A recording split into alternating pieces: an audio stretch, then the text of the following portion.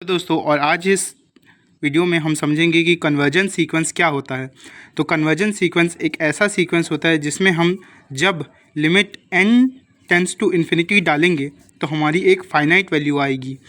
ऐसे सीक्वेंस को हम कन्वर्जन सीक्वेंस बोलते हैं। फॉर एग्जांपल, लेट्स सपोज हमने एक सीक्वेंस ले लिया an 1/n, जहाँ पे अगर हम दोनों time limit n tends to infinity डालेंगे तो हमारी वैल्यू आ जाएगी 1/∞, और 1/∞ is equals to 0 and 0 is a finite value. So this is an example of convergence sequence. आगे समझते हैं what is divergence sequence. Divergence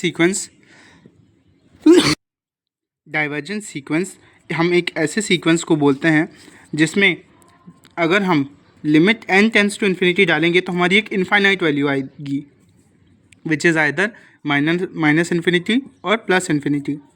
सो देखते हैं एग्जाम्पल में हम देखते हैं एक sequence which is equals to n।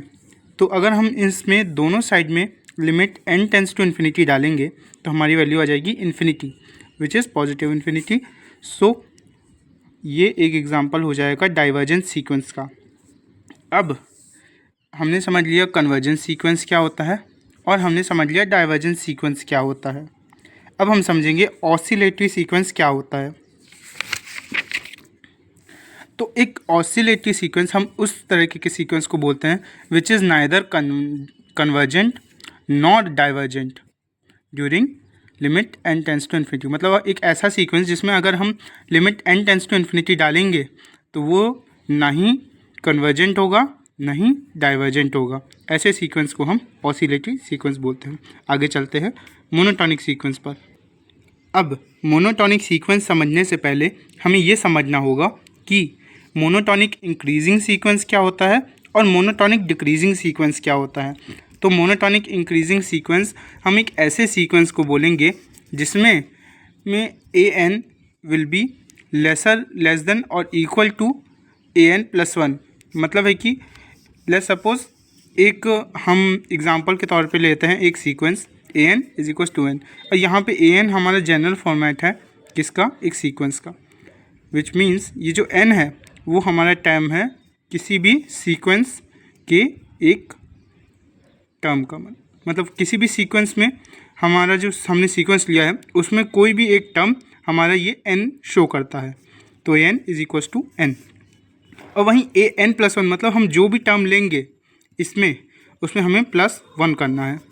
तो इसी तरह से an अगर हमारा n है तो an+1 हमारा n+1 होगा। अब जब हम इसमें n is equal to 1 put करेंगे तो a1 इज इक्वल टू 1 आ जाएगा, लेकिन a1+1 हमारा 2 आ जाएगा, which satisfied our conditions for monotonic increasing sequence कि an हमारा छोटा या इक्वल होगा an+1 से, जो कि यहाँ पे आप देख सकते हैं a1 हमारा आया 1 विच इज़ स्मॉलर देन 2। अब आगे चलते हैं मोनोटॉनिक डिक्रीजिंग सीक्वेंस पर। मोनोटॉनिक डिक्रीजिंग सीक्वेंस एक सीक्वेंस समझ लेते हैं जिसे हम मोनोटॉनिक डिक्रीजिंग सीक्वेंस तब कहेंगे जब उसमें an हमारा ग्रेटर और इक्वल टू होगा an+1 से। मतलब है कि एक तरीके का ऐसा सीक्वेंस जिसमें हमारा जो an रहेगा वो ग्रेटर रहेगा an+1 से या उसके इक्वल रहेगा। यहाँ देख सकते हैं हमने एक एग्जांपल में एक सीक्वेंस लिया है an is equal to 1/n। अब वहीं पे हम जब इसका an+1 लेंगे तो हमारा 1/n+1 आ जाएगा, which is an 1/n and an+1 which is 1/n+1। अब यहाँ पे हम n इज इक्वल टू 1 डालेंगे तो हमारा आ जाएगा 1, लेकिन क्योंकि 1/1 इज इक्वल टू 1 और an+1 डालेंगे तो 1/n+1 हमारा आ जाएगा 1/2, जो कि आप देख सकते हैं an हमारा छोटा है an+1 से, बिकॉज 1 हमारा ग्रेटर है 1/2 से, which satisfy the condition of our monotonic decreasing sequence. an हमारा ग्रेटर है an+1 से, जो कि आप देख सकते हैं। और अब जानते हैं मोनोटॉनिक सीक्वेंस क्या होता है। तो मोनोटॉनिक सीक्वेंस हम ऐसे सीक्वेंस को बोलते हैं जो कि ना ही इंक्रीजिंग होता है मोनोटॉनिक, ना ही मोनोटॉनिक डिक्रीजिंग होता है। फॉर एग्जांपल यह आप देख सकते हैं an = √n, where n belongs to a natural number।